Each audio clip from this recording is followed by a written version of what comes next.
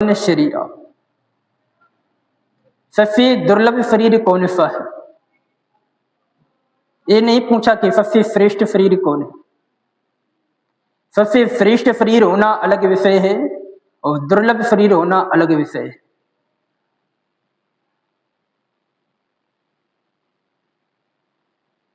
प्रश्न है कि सबसे दुर्लभ कवन शरीरा, जो सबसे दुर्लभ शरीर कौन सा है, ये प्रश्न है। दुर्लभ क्या होता है? बोले जो आसानी से सुलभ न हो, जो हमारे प्रयास से दूर हो, हमारे सामर्थ्य से दूर हो, जिसको हम चाहकर भी प्राप्त नहीं कर सकते, उसे दुर्लभ कहते हैं। वैसे जो कर्मनिष्ठ वाले हैं उनके लिए संसार में कोई चीज दुर्लभ नहीं है, लेकिन दुर्लभ उसे कहते हैं जो हमारे सामर्थ्य से भी दूर हो। तो वो कौन सा शरीर है जो हमारे सामर्थ्य से भी दूर है? तो प्रश्न किया तो काफन जी महाराज उत्तर दे रहे हैं।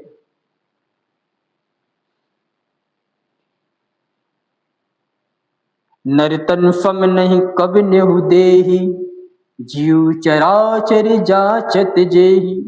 काफन जी महाराज कहते हैं मनुष्य शरीर के समान कोई दुर्लभ देही। संसार का प्रत्येक जीव इसी शरीर को प्राप्त करना चाहता है, मच्छर से लेके हाथी तक सभी चाहते हैं कि हमको मानव शरीर प्राप्त हो। जीव चराचर जांचत तेहि, 84 लाख योनियां हैं। 84 लाख योनियों में प्रत्येक योनि के प्रत्येक जीव की मन की यही आकांक्षा है कि हम भी मनुष्य शरीर को प्राप्त करें। इतना दुर्लभ है। और इन 84 लाख योनियों की कौन कहे? ये बड़े बड़े देवता लोग हैं, ब्रह्मादिक आदि जो महादेवता लोग हैं, वो भी चाहते हैं कि हम इस मनुष्य शरीर को धारण करें, पर ये दुर्लभ है, प्राप्त नहीं होता। गोस्वामी जी महाराज उत्तराखंड में पीछे कहे हैं, भगवान श्री राम अयोध्या वासियों को संबोधन करते हुए कहे हैं, बड़े भाग्य मानस तन पावा, सुर दुर्लभ सद ग्रंथन गावा। ये मनुष्य शरीर बड़े भाग्य से प्राप्त होता है। ये देवताओं को भी दुर्लभ है। देवताओं के लिए कोई चीज सुलभ थोड़ी हो सकती है, कोई दुर्लभ नहीं हो सकती, लेकिन ये मनुष्य शरीर दुर्लभ है। जब देवताओं को ये शरीर दुर्लभ है तो हम किस क्षेत्र की मूली और जीवों की कौन कहे, लेकिन हमको वो सुलभ हो गया। कैसे भाई?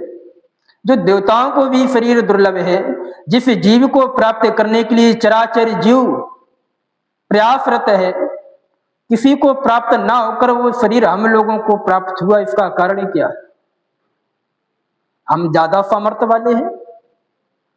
नहीं, देवताओं से बड़े सामर्थ्यशाली थोड़े हो सकते। तो बोले भगवान की कृपा है कि जो हमको मनुष्य शरीर प्राप्त हुआ, हमारे सामर्थ्य से नहीं। कोई मन में भ्रम ना पाले कि हमें अपने ये शरीर हमें अपने सामर्थ्य से प्राप्त हुआ, नहीं।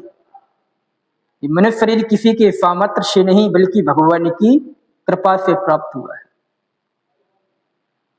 गोस्वामी जी महाराज कहते हैं, कभों की करुणा कर नर देही, देत ईश बिनु हेतु शनि। कभी कभी करुणा करके भगवान इस मनुष्य शरीर को प्रदान करते हैं। करुणा क्यों करते हैं? बोले बिना कारण। भाई बिना कारण की करुणा क्यों? बोले भगवान ने देखते हैं कि जीव अनेकों नाना प्रकार के जन्मों से, कर्मों के माध्यम से अनेकों प्रकार की योनियों में भटक रहा है। भटकते भटकते थक गया, पुनरपि जननम पुनरपि मरणम पुनरपि जननी जठरे शयनम, बार बार जन्मना, बार बार मरना, बार बार माता की कोख में जाना। ये थक गया है, दया आ गई, तो सोचा इसको मनुष्य शरीर देते। क्यों? मनुष्य शरीर से क्या होगा? बोले मनुष्य शरीर साधनों का धाम है। इस मनुष्य शरीर में इतना सामर्थ्य है कि इस मनुष्य शरीर से व्यक्ति भजन करके भगवान को प्राप्त कर सकता है, क्योंकि शरीर से वह कार्य हो सकते हैं जो देवताओं के द्वारा भी संभव नहीं है। भगवान का भजन करना देवता भी नहीं कर पाते हैं। देवराज इंद्र कहता है कि हम देवता परम अधिकारी, लेकिन स्वार्थ बस प्रभु भगत विचार। हम देवता परम श्रेष्ठ हैं, पर स्वार्थ के कारण आपकी भक्ति नहीं कर पाते, क्योंकि वो विषय भोग में लगे रहते हैं। लेकिन हम लोगों को ये सौभाग्य प्राप्त हुआ है भगवान की कृपा हुई कि मनुष्य शरीर हमको प्राप्त हुआ। और मनुष्य शरीर का ध्येय क्या है? निषादन धाम मोक्ष कर द्वार, पाए न जे पर लोक सम्हारा। इस मनुष्य शरीर बोले साधनों का धाम है, मोक्ष का दरवाजे पर खड़ा हुआ ये शरीर है। इस शरीर में इतना सामर्थ्य है कि खुद तो पार हो सकता है और सैकड़ों लोगों को भी, जीवों को पार करने की सामर्थ्यता इस शरीर में है। इसलिए दुर्लभ शरीर है, इसलिए श्रेष्ठ शरीर है।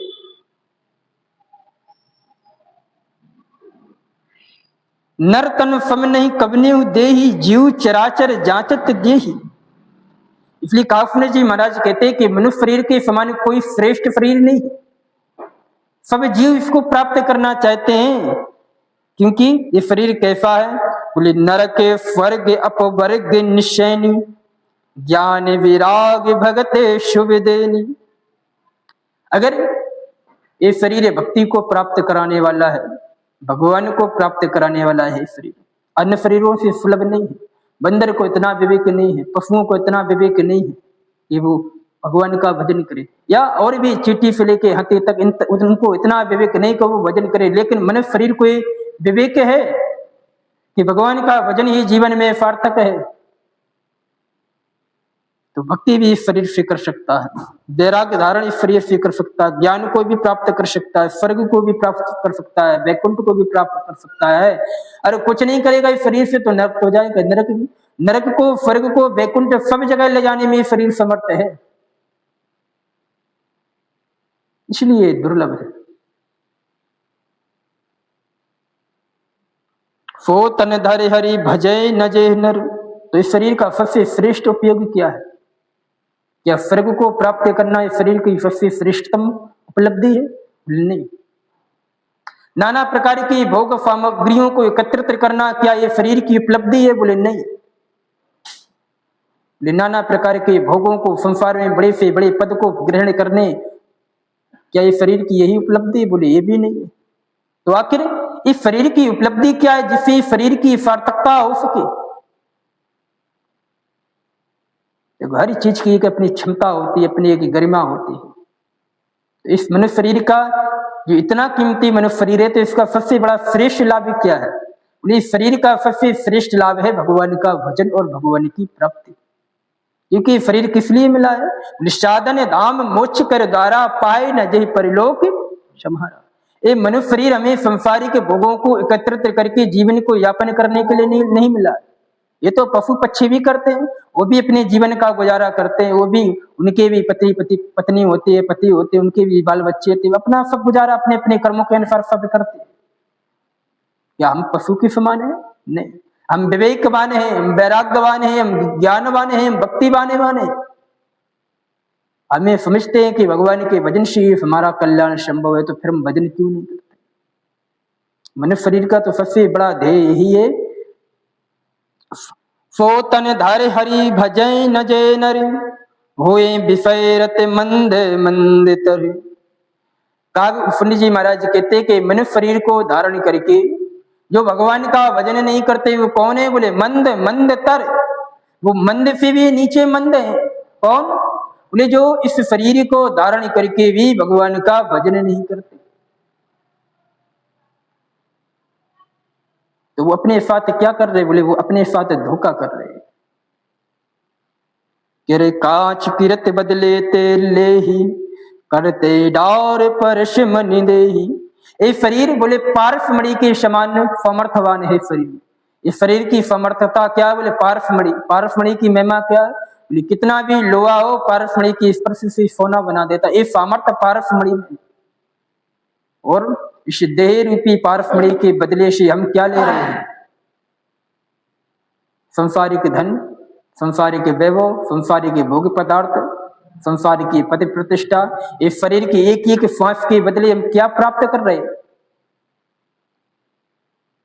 ये शरीर की एक एक श्वास बड़ी कीमती है, और उस कीमती श्वास से हम नाश वाली चीजों को प्राप्त कर रहे हैं, जो मरने के बाद यह है कि यहीं धरी रह जाएंगे। जो हमने धन कमाया उस धन क्या हमारे साथ में जाएगा? जिस परिवार को पाला पोसा क्या वो परिवार हमारे साथ में जाएगा? मकान बनाया, दुकान बनाई, क्या ये हमारे साथ में जाएंगे? अरे जब यमराज लेने आएगा तो हमारे शरीर का जो कपड़ा है वो कपड़ा भी नहीं जाएगा साथ में, और तो छोड़। अरे शरीर के कपड़े की कौन कही, ये हमारा जो शरीर है जिसके लिए हम सब कुछ कर रहे हैं, रोज इसको स्नान कराते, रोज तेल साबुन लगाते, तरह तरह की पोशाक पहनाते, तरह तरह का भोजन इस शरीर को खिलाते हैं बढ़िया स्वस्थ सुंदर लगने के लिए, इसके लिए हम दिन रात मेहनत करते। ये शरीर भी हमारे साथ जाने वाला नहीं है, क्योंकि ये भी नाफवान है। ऐसी नाफवान चीजों के लिए हम अपनी कीमती शरीर की एक एक सांस है जो हमारी बड़ी कीमती, उसको हम व्यय कर रहे हैं। तो क्या है, बोले कांच किरत बदले तेरी, जो शाश्वत सांस है, श्रेष्ठ सांस है, जिसकी एक एक कीमत बहुत, एक एक सांस की बड़ी विशाल कीमत है, उसके बदले में हम बोले नाशवान चीजों का संग्रह कर रहे, तो क्या बोले हमारी मूर्खता है। अमूल्य जो सांस है, जिस देखो हमारे जीवन में मान के चलो कि 1 लाख सांस में भगवान ने दी, 1 लाख सांस दिए तो बहुत है, मान के चलो 1 लाख सांस दी, और 1 लाख सांस को हम